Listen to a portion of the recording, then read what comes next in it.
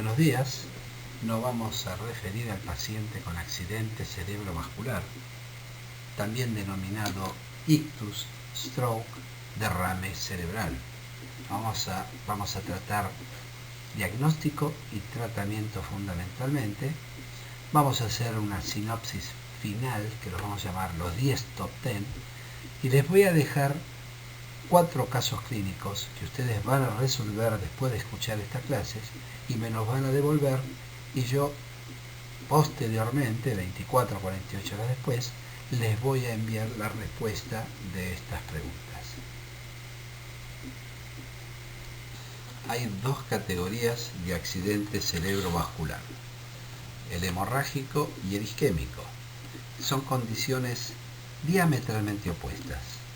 La hemorragia es sangre en la cavidad craneal, que a su vez puede ser intracerebral, hemorragia intracerebral, también llamada intraparenquimatosa, y hemorragia subaracnoidea, que implica sangrado en el líquido cefalorraquídeo. Mientras que la isquemia, que se caracteriza por muy poca sangre para suministrar la cantidad de oxígeno y nutrientes necesarios para el cerebro, lo vamos a dividir en embólico, trombótico y por hiperperfusión sistémica. Hoy día, el accidente isquémico transitorio también es considerado un accidente cerebrovascular, que posteriormente vamos a tratar, y hay un grupo muy pequeño de accidente cerebrovascular de causa indeterminada.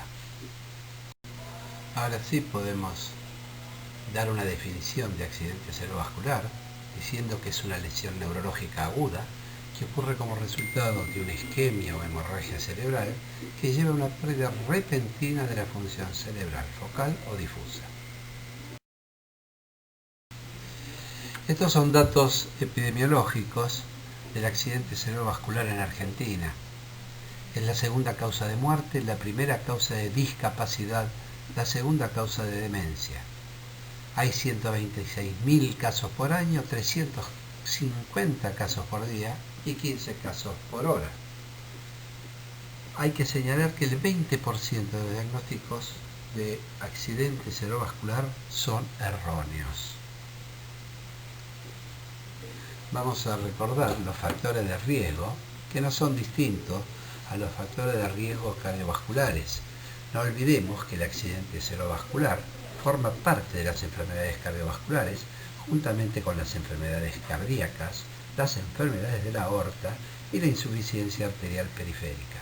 Por lo tanto, estos factores de riesgos son compartidos.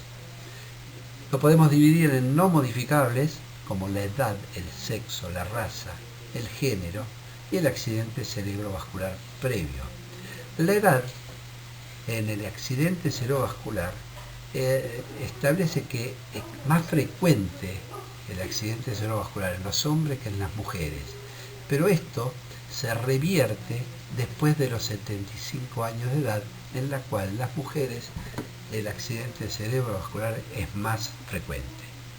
Y sí tenemos los factores modificables, que es donde nosotros podemos actuar. Y acá tenemos como el principal factor de riesgo la hipertensión arterial. Acompaña al accidente cerebrovascular en nuestro país casi al 80% de los pacientes con accidente cerebrovascular. La diabetes, la dislipemia, las enfermedades cardíacas, fundamentalmente la fibrilación auricular, la enfermedad carotidia, la obesidad, el sedentarismo, el tabaco, el alcohol y la drogadicción, que es un factor de riesgo importante en accidentes cerebrovasculares en jóvenes. Como dijimos, vamos a referirnos ahora al accidente cerebrovascular isquémico, que corresponde aproximadamente al 70% de los accidentes cerebrovasculares. Dijimos que su etiología puede ser embólica o trombótica. Dentro de esto, la embólica es aproximadamente el 75%, y su cronología o su presentación clínica del accidente cerebrovascular embólico característicamente tiene un inicio súbito, mientras que el trombótico, la presentación clínica es una evolución progresiva. ¿Cuáles serían las causas más comunes del accidente cerebrovascular embólico? Bueno, de origen placas de origen arterial, que generalmente están ubicadas en la arteria carótida o en el callado aórtico.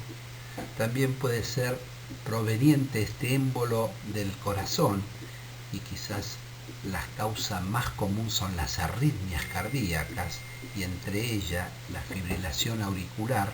No olvidar la causa más común, la fibrilación auricular, cuyos trombos se ubican en la orejuela de la aurícula izquierda, y de ahí es donde parten para embolizar hacia el cerebro.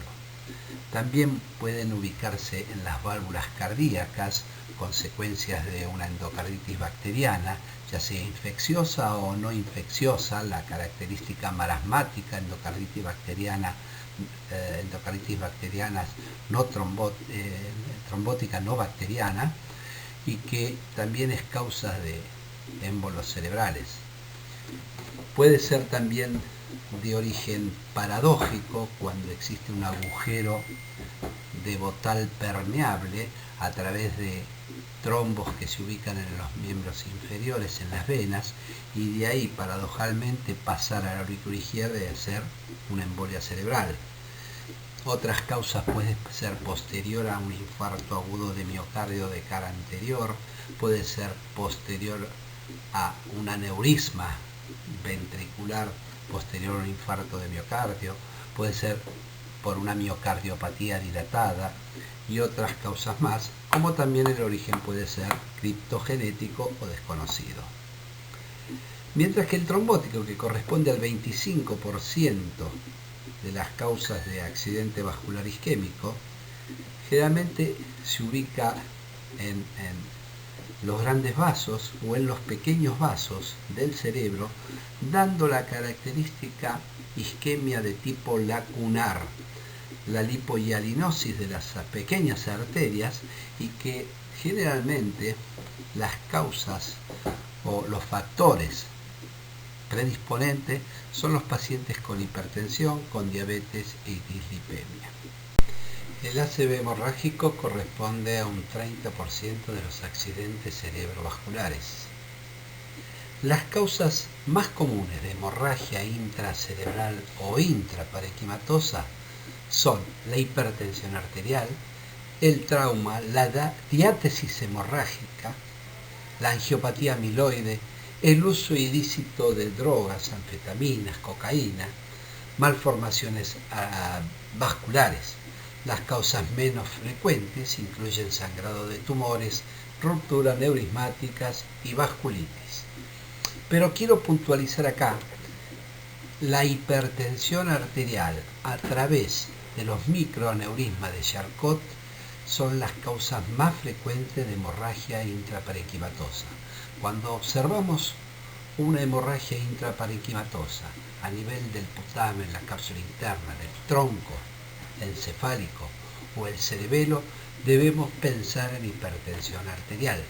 Cuando encontramos una hemorragia intraparenquimatosa en un paciente anciano y que es más hemisférica, más cortical, debemos pensar en angiopatía amiloide.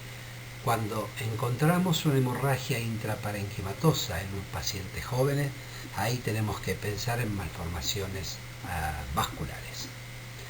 Mientras que las causas más frecuentes de hemorragia subaracnoidea, las dos principales causas son las rupturas aneurismáticas, que se encuentran en la base del cerebro, y las malformaciones vasculares. También debemos decir que hay otras causas más raras de hemorragia subaracnoidea, que son las diátesis hemorrágicas, los traumatismos, la angiopatía amiloide, que son estas menos frecuentes. Si debemos puntualizar lo que corresponde a la sintomatología de una y otra, la hemorragia intracerebral o intraparenquimatosa generalmente tiene comienzo que es brusco, pero tiene manifestaciones neurológicas focales. Como dijimos, las más comunes son las por hipertensión arterial y que están ubicadas en la cápsula interna, y estas dan una hemiplegia contralateral a la lesión.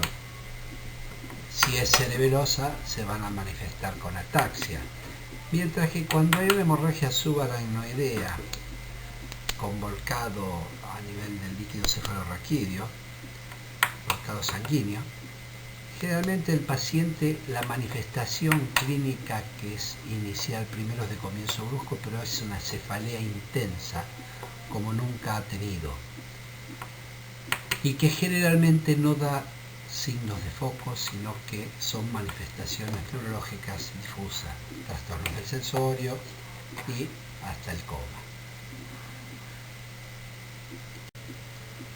¿Cuáles son los objetivos del diagnóstico y tratamiento del accidente cerebrovascular? Bueno, lo vamos a dividir en aquellos objetivos inmediatos en la etapa aguda, en la cual nos vamos a focalizar a minimizar la lesión cerebral, al tratamiento de las complicaciones médicas y al análisis de la base fisiopatológica de los síntomas. Mientras que los objetivos en el tratamiento y el diagnóstico del accidente cerebrovascular en la etapa subaguda y crónica va a ser fundamentalmente la terapia física y la prevención de la recurrencia. Como ya dijimos anteriormente, las manifestaciones clínicas del accidente cerebrovascular isquémicos, según sea embólico o trombótico, va a ser de comienzo fundamentalmente brusco en el embólico y va a ser progresivo en el trombótico, mientras que el accidente cerebrovascular hemorrágico, el que se manifiesta con cefalea fundamentalmente, con vómitos y un progresivo déficit neurológico, sin generalmente signos focales que dependen del lugar de la hemorragia, que va a ir acompañado de rigidez de nuca cuando es una hemorragia subaracnoidea. Los estudios diagnósticos, tanto para cualquier accidente cerebrovascular, el gold standard inicial es la tomografía computada. La tomografía computada que debe ser hecha sin contraste. La resonancia nuclear magnética es para objetivos investigacionales y generalmente se pide después de un accidente cerebrovascular isquémico transitorio, en el cual se pide resonancia nuclear magnética con difusión, y es lo que evidencia el edema de la lesión cerebral del accidente isquémico transitorio. La angiografía por tomografía computada convencional es para determinar el origen de la hemorragia, tanto cuando sospechamos un aneurisma, una malformación arteriovenosa, y la punción lumbar que evidencia a veces xantocromía en ausencia de cualquier otra manifestación y ante la sospecha de una hemorragia subaracnoidea.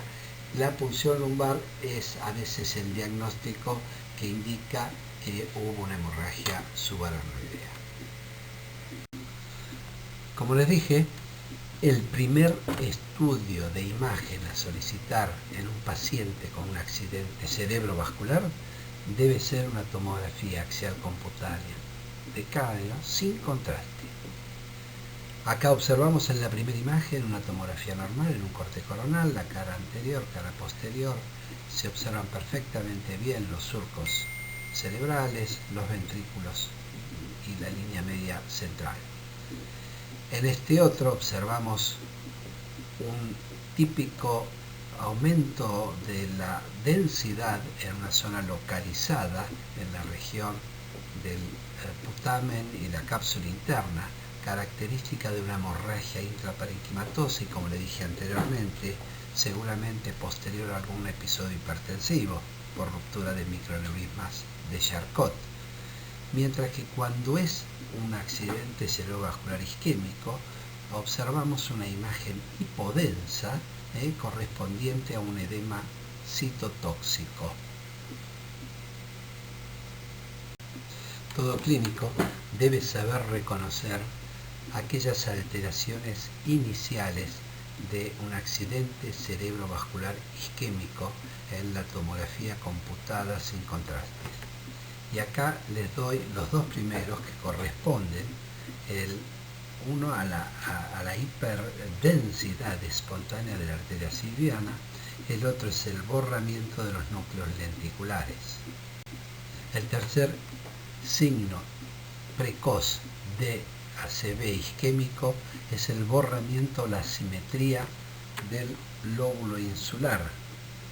Lo observamos de este lado con respecto al lado derecho, con respecto al lado izquierdo, el borramiento o asimetría insular. El cuarto signo de alteración precoz en la tomografía computada es el borramiento o la asimetría de los surcos corticales, como vemos aquí en esta tomografía, de los surcos correspondientes al hemisferio derecho de ambas imágenes tomográficas. En estas dos imágenes de tomografía computada sin contrastes, en las primeras horas de un accidente cerebrovascular isquémico, vemos en esta imagen A como la hiperdensidad de la arteria cerebral media izquierda, y en esta otra la misma arteria cerebral izquierda también hiperdensa. Esto es en las primeras 6 horas de un ACV isquémico.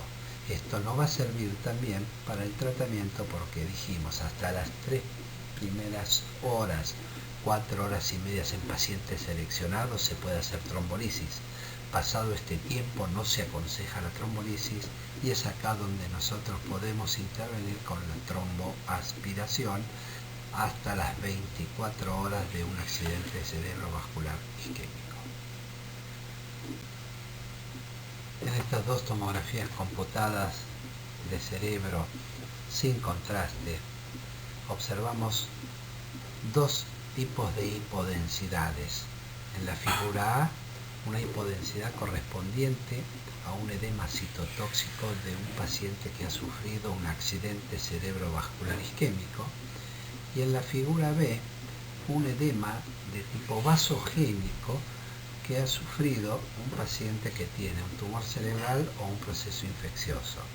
Es bien en dedo de guantes, como lo ven acá, el edema vasogénicos, mientras que es más localizado la hipodensidad del edema citotóxico. Esto tiene importancia, estos dos tipos de edemas que son fisiopatológicamente distintos, ya que el edema vasogénico responde a los corticoides, no así el edema citotóxico de un accidente cerebrovascular isquémico, y no debe utilizarse cuando hay edema en un ACV isquémico.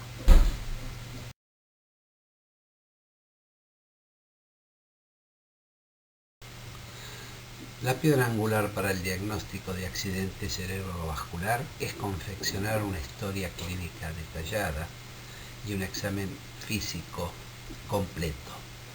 Esto nos va a resultar útil para diagnosticar el ACV y hacer el diagnóstico diferencial del ACV. No debe dejar de preguntarse si el paciente toma insulina o agentes hipoglucemiantes orales, si tiene antecedentes de trastornos convulsivos, si tiene uso indebido de drogas ilícitas, acerca de la medicación que recibe y si ha tenido algún trauma reciente. En el examen físico no debemos dejar de palpar los pulsos en el cuello, brazos y piernas a fin de evaluar asimetrías. Esto pondría en evidencia una disección de la aorta. No debemos dejar de auscultar soplos en el cuello, las arterias carótidas, que puede evidenciar una obstrucción de la carótida, la auscultación retroorbitaria, que puede poner de manifiesto la presencia de una fístula arteriovenosa, auscultación cardíaca, soplos, valvulopatías, evaluar si hay alteraciones en la presión arterial. A veces preceden estas alteraciones a los signos al ACV y que manifiestan alguna disfunción cardíaca, signos de embolia periférica, que eso se puede evidenciar como la presencia de livedos reticulares, cianosis distal de los dedos, síndrome del Bluetooth Syndrome, y después, por supuesto, hacer un examen neurológico en el episodio agudo y establecer la escala de ictus del National Health Institute para determinar aquellos pacientes pasibles de algún tratamiento trombolítico cuando hablamos de ACV isquémico. Esto es no solo de orden médico, sino que debe conocer la población en general.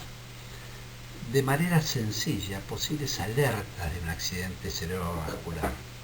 Y son fundamentalmente sonreír, coordinar, repetir, regla mnemotécnica SOCORE. Esto implica chequear que la persona pueda sonreír correctamente, de manera pareja, comprobar que puede coordinar manteniendo ambos brazos en altos en supinación durante unos segundos, o hacerle repetir una frase para ver si habla correctamente. Entonces esto me va a evidenciar paresia o parálisis facial, paresia o parálisis de los miembros y afasia. Y aquí observamos los distintos síndromes de ACV isquémico de acuerdo al territorio vascular afectado. Así tenemos que si se afecta la cerebral anterior, fundamentalmente las manifestaciones van a ser motoras del miembro inferior y menos en la cara y el brazo. Va a tener reflejo de prehensión, reflejo de succión, hociqueo, abulia, rigidez de tipo paratónica, y va a tener una apraxia de la marcha, esa marcha imantada.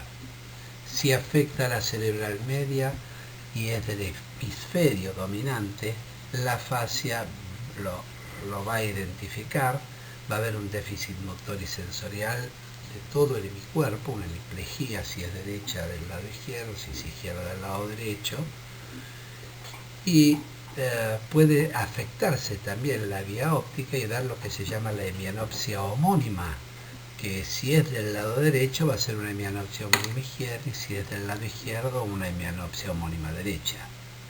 Si es del hemisferio no dominante, el hemisferio derecho, puede acompañarse de negligencia, de anosognosia, de apraxia construccional si afecta el lóbulo parietal, de apraxia del vestir, y también va a afectar la vía óptica y dar una hemianopsia homónima.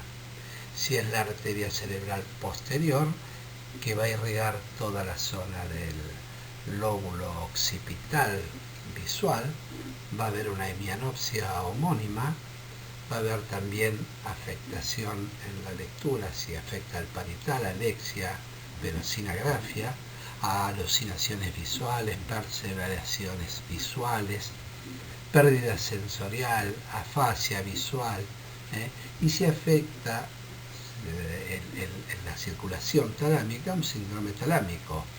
Acuérdense que la arteria talámica es rama de la cerebral posterior. También puede afectar al tercer par, el motor ocular común, y presentarse con la caída del párpado y el ojo desviado hacia afuera. Parecia del movimiento vertical de los ojos, déficit motor. Si son los vasos penetrantes, puede haber una hemianopsia homónima pura, los típicos síndromes lacunares, déficit sensorial puro, déficit sensorial motor puro, hemiparesia o ataxia homolateral, dificultad para articulizar la palabra y fundamentalmente ese síndrome de mano torpe. Cuando afecta la arteria vertebrobasilar, parálisis de los nervios craneales del lado de la afectación vascular, y puede haber una hemiplegia o hemiparesia contralateral, que es lo que se llama síndromes alternos. Diplopía, mareos, vómitos, disartrias por disfagia, afectación de los pares craneanos bajos, ataxia de las extremidades, déficit motor, coma, cuando ya es muy importante la lesión vascular, que puede ser a nivel mesencefálico, con pupilas bien midriáticas a nivel pontino, con pupilas mióticas y signos bilaterales que sugieren enfermedad arterial basilar. Cuando es de la arteria carótida interna, el inicio es progresivo con la escala de Stroke del Instituto Nacional de Salud. Es la escala más empleada para la valoración de las funciones neurológicas básicas en la etapa aguda del accidente cerebrovascular. Se utiliza tanto al inicio como en la evolución del accidente cerebrovascular. Predice la respuesta al tratamiento trombolítico y está recomendada en un rango de 4 a 25. Esta escala está compuesta por 11 ítems que suman un puntaje total de 0 a 42. Los puntos de corte están bien definidos y establece la afectación del accidente cerebrovascular y los clasifica en leve cuando es menor de 5, de 5 a 9 para el moderado y mayor o igual a 10 para el accidente cerebrovascular grave. Esta escala tiene su dificultad en la afectación de la arteria cerebral media izquierda, ya que sobrevalora cuando está afectado el hemisferio izquierdo. También no están útiles para los accidentes cerebrovasculares vértebro-basilares. Todos los pacientes con sospechas de ACV deben tener los siguientes estudios con urgencia como parte de la evaluación del ACV agudo: tomografía computada cerebral sin contraste o resonancia electromagnética cerebral, glucosa en sangre del dedo, saturación de oxígeno. La terapia trombolítica para el ACV isquémico agudo no debe retrasarse mientras se esperan los resultados de los estudios hematológicos, a menos que el paciente haya recibido anticoagulantes o haya sospecha de trastornos de coagulación o trombocitopenia. La única prueba que es obligatoria antes del inicio de la alteplasa intravenosa es la glucosa en sangre. Superada esa primera etapa de 3 horas en que dijimos que lo primero que tenemos que pedir es tomografía computada sin contraste, glucosa y saturación, ya el paciente en una sala vamos a solicitarles estudios de laboratorio de rutina como la creatinina, la glucosa, el hemograma, tiempo de protrombinas, KPTT, pruebas de función hepática, eritrosedimentación y hemocultivos si sospechamos una endocarditis infecciosa. Ya el paciente, una vez estabilizado, ahí le pedimos lípidos, hemoglobina, función tiroidea, estudios de coagulación si los vamos a empezar a anticoagular. El electrocardiograma de ingreso es fundamental porque nos evidencia si el paciente tiene alguna alteración cardiológica en el ritmo cardíaco o si el paciente, puede estar haciendo un infarto asintomático y estar acompañando el accidente cerebrovascular. Por eso también dentro de los exámenes de laboratorio de un accidente cerebrovascular se solicita troponina. La TAC de cerebro, como ya dijimos, sin contraste, que nos evidencia en las primeras etapas si es un accidente cerebrovascular hemorrágico o isquémico. La angioresonancia nos va a poner de manifiesto las malformaciones vasculares, si es un paciente joven o un aneurisma de cerebro. La resonancia nuclear magnética, que la vamos a pedir con difusión en aquellos casos de accidente isquémico transitorio, y la punción lumbar, cuando sospechamos que un paciente tiene una tomografía normal, no se observa sangre, y la punción lumbar nos puede evidenciar una hemorragia subaracnoidea y es una de las contraindicaciones para utilizar RTPA. Otros estudios a solicitar durante la internación y fundamentalmente cuando pensamos en un accidente cerebrovascular isquémico embólico, es ecodoppler de la arteria carotidia. El ecodoppler transcraniano también nos va a dar una idea de si el paciente tiene alteraciones de la circulación cerebral. El Holter no va a poder de manifiesto alteraciones del ritmo cardíaco, a veces que son subclínicas, como la fibrilación auricular. El ecodoppler de burbujas, que va a descartar cuando sospechamos un agujero permeable y un accidente cerebrovascular paradojal a través de un trombo alojados en miembros inferiores y que pasa a la aurícula izquierda y es causa de accidente cerebrovascular. Y también nos pone de manifiesto el aneurisma o del tabique interauricular. Trombos cardíacos, vegetaciones, también nos va a mostrar un ecodoppler cardíaco.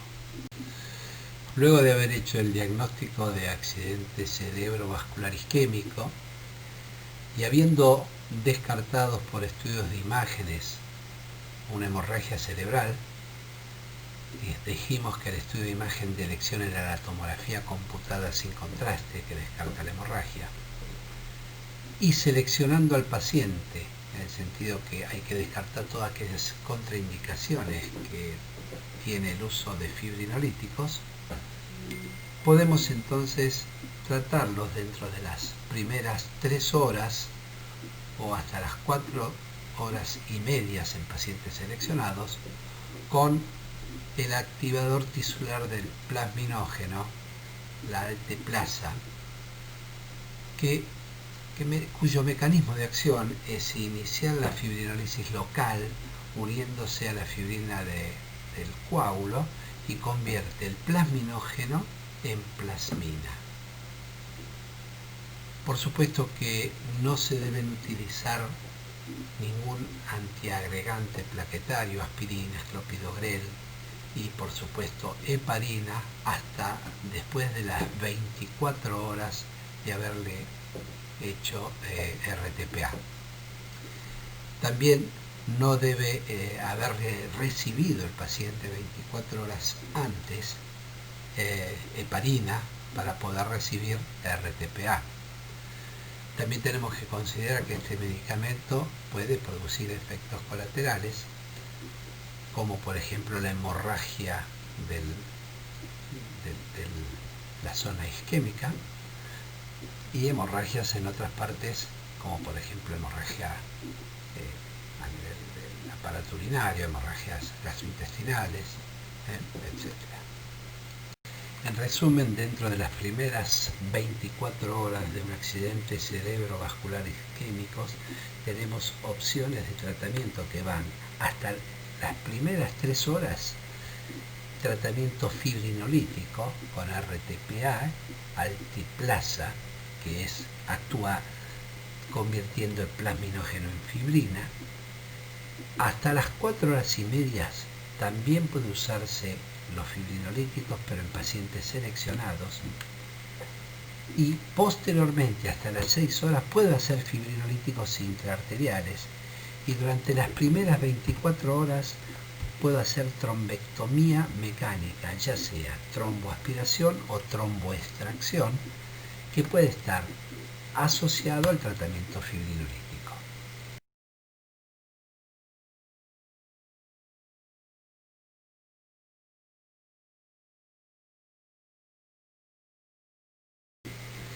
El tratamiento anticoagulante debe darse a todos los pacientes con ACV isquémico embólico. Se puede dar warfarina o anticoagulantes orales siempre y cuando no sea de origen valvular. Si es de origen valvular, siempre debe darse warfarina. Y como dijimos, no es útil los anticoagulantes en los pacientes con ACV no embólicos, o sea, los trombóticos. Accidente isquémico transitorio. Ustedes van a encontrar que la definición clásica de accidente isquémico transitorio era ese cuadro neurológico agudo con foco que era transitorio en tiempo, podía durar minutos, horas y hasta 24 horas, con restitución total y con tomografía axial computada y resonancia nuclear magnética normal. Hoy día, con la resonancia nuclear magnética por difusión, se ha visto que muchos de esos accidentes isquémicos transitorios en realidad tenían lesiones de infarto, ya que los métodos clásicos no ponen en evidencia pequeños infartos de menos de 1 mililitro. Por lo tanto, entonces, el accidente isquémico transitorio debemos evaluarlo a la luz de los estudios que utilicemos de imágenes. Desde ya, la administración intravenosa de heparina o warfarina en los casos de evidencia de que es un episodio cardioembólico, como por ejemplo un paciente con fibrilación auricular, con valvulopatía conocida, y esos pacientes deben ir a la anticoagulación.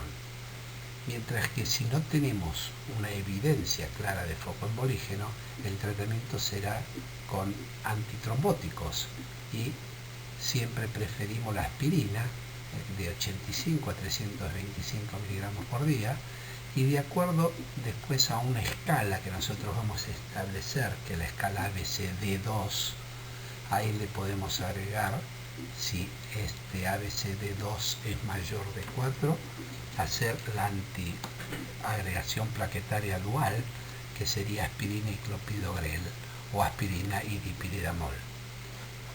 Siempre vamos a utilizar estatinas porque las estatinas han demostrado que para pacientes con accidente cerebrovascular isquémico transitorio mejora la evolutividad de la secuela neurológica, igual que el IECA.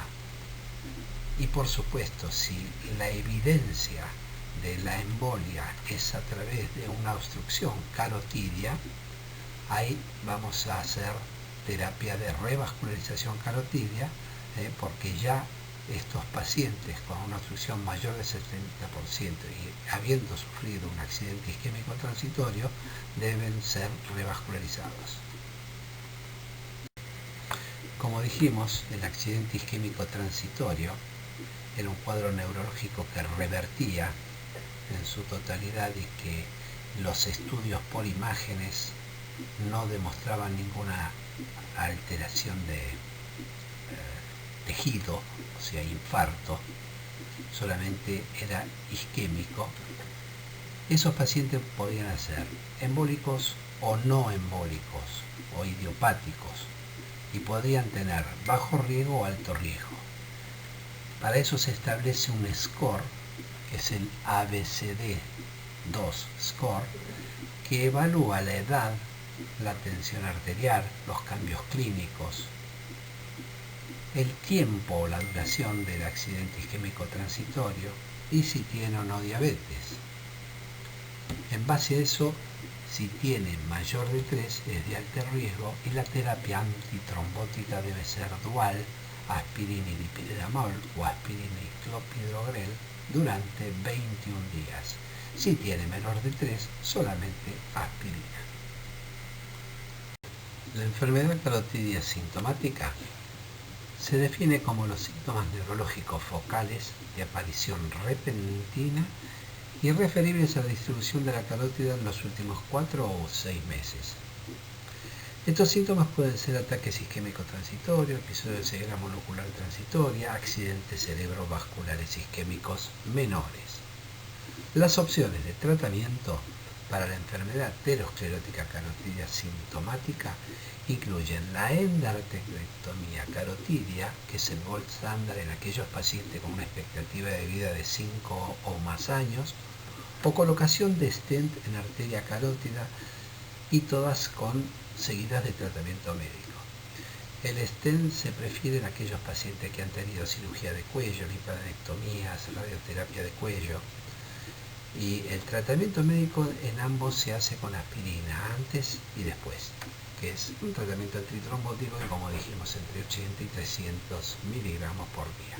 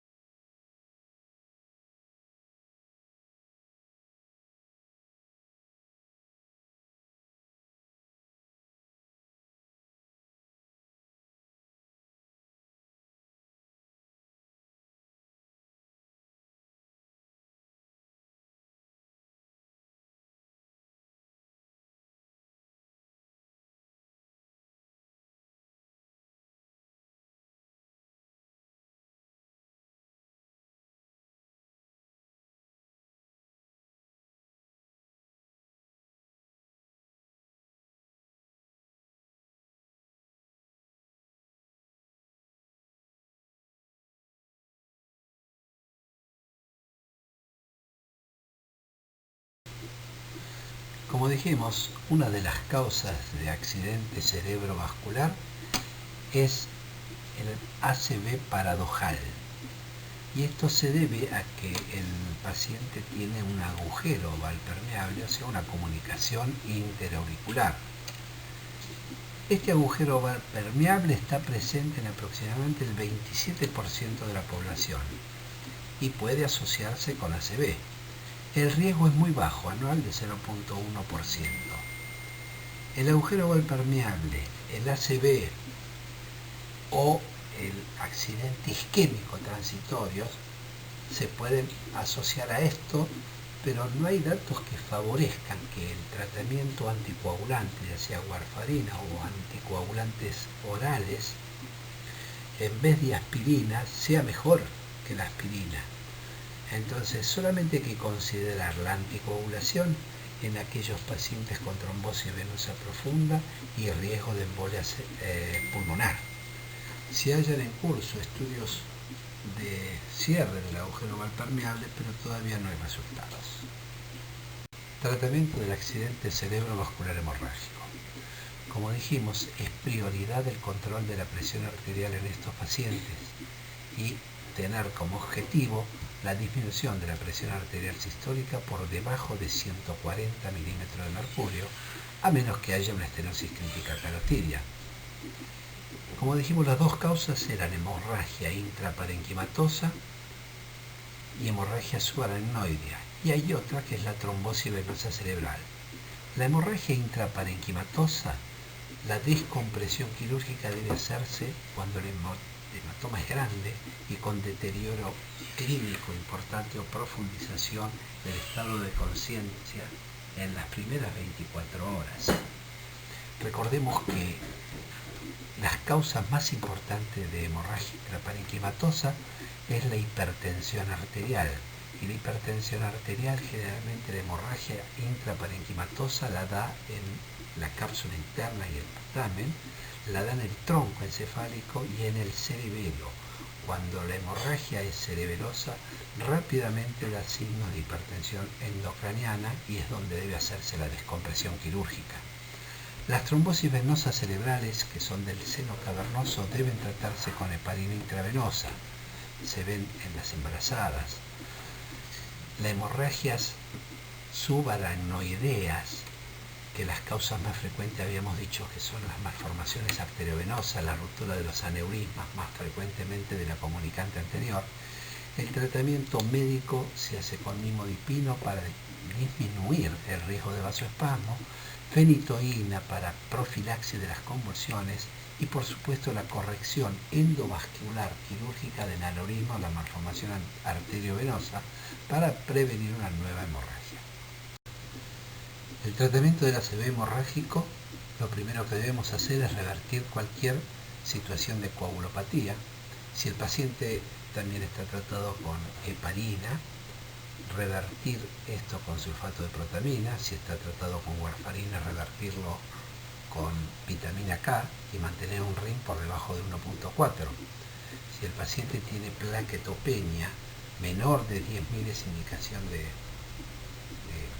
transfusión plaquetaria, y menos de 100.000 no es necesario la transfusión de plaquetas, pero si el hematoma es importante, puede utilizarse. El factor 7 recombinante está en investigación, disminuye la expansión del hematoma, pero a expensa de un aumento en el riesgo de los episodios tromboembólicos adversos. Evaluar los signos vitales y garantizar la estabilización de la vía aérea, la respiración, la circulación es parte de la evaluación inicial de cualquier enfermo en situación crítica. Y por supuesto los pacientes con accidente cerebrovascular. Los pacientes con disminución de la conciencia o disfunción vulvar pueden ser incapaces de proteger sus vías respiratorias, y aquellos con presión intracraneal aumentada debido a hemorragia, isquemia vertebrovascular, isquemia bihemisférica, pueden presentar vómitos, disminución del impulso respiratorio y obstrucción de las vías respiratorias. La hipoventilación, con la consiguiente aumento del dióxido de carbono, puede provocar vasodilatación cerebral y elevar la presión intracraneal. En las situaciones anteriormente vistas, la intubación puede ser necesaria para restaurar la ventilación adecuada y proteger la vía aérea de la aspiración. Los pacientes con ventilación adecuada deben controlar la saturación de oxígeno. Los pacientes que son hipóxicos deben recibir oxígeno suplementario para mantener una saturación de oxígeno por arriba del 94%. El oxígeno suplementario no debe administrarse rutinariamente a pacientes no hipóxicos con accidente cerebrovascular isquémico agudo. O sea, tenemos un corte por lo cual vamos a utilizar el oxígeno cuando la saturación baje de 92%. La disfagia es común después del accidente cerebrovascular. Es un factor de riesgo importante para desarrollar neumonía. Es importante evaluar la función de deglución antes de administrar medicamentos orales o alimentos. Por lo tanto, la prevención de la aspiración en pacientes con accidente cerebrovascular agudo incluye inicialmente nada por boca, hasta que se evalúa la función de deglución. ¿Cómo lo podemos hacer eso? Fácilmente. Se le sienta al paciente, se le da de tomar un sorbo de agua y ver si le produce tos. Y si no, se hace el estudio más específicamente con los especialistas en el estudio de la deglución. Elevar la cabecera de la cama en aquellos pacientes con mayor riesgo de aumentar su presión intracraneal, que son aquellos con enfermedades cardiopulmonares y que a su vez aumentan también el riesgo de aspiración. No olvidemos que la presión intracraneal en un ACV es máxima el tercer día de evolución. Y por supuesto, dejar la cabeza en 0 a 15 grados aquellos que no tienen riesgo de presión intracraneal, ni de aspiración, ni a enfermedad cardiopulmonar asociada. Y acá tenemos una síntesis como cortesía del docente, que son las conclusiones y que corresponden a los top 10 del diagnóstico y tratamiento del ACV.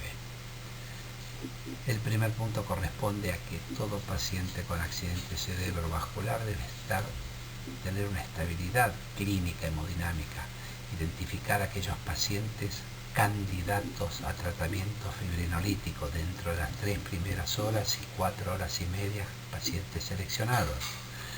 Evaluar con la escala de gravedad del National Health Institute para determinar qué pacientes pueden ser pasibles de tratamiento fibrinolítico o trombectomía después de las 6 horas hasta las 24 horas o simultáneo con el tratamiento fibrinolítico.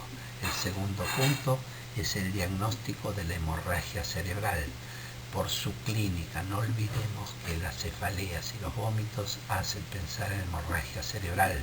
Si tiene foco, pensemos en una hemorragia intracerebral. Si hay alteración difusa de la conciencia, pensemos en una hemorragia subaracnoidea.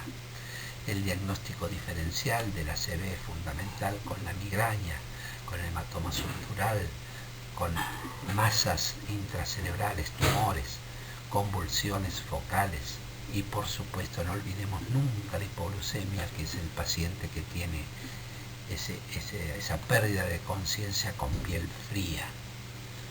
El cuarto punto, la evaluación de los signos vitales, la saturación de oxígeno, el estado de la vía aérea y la respiración.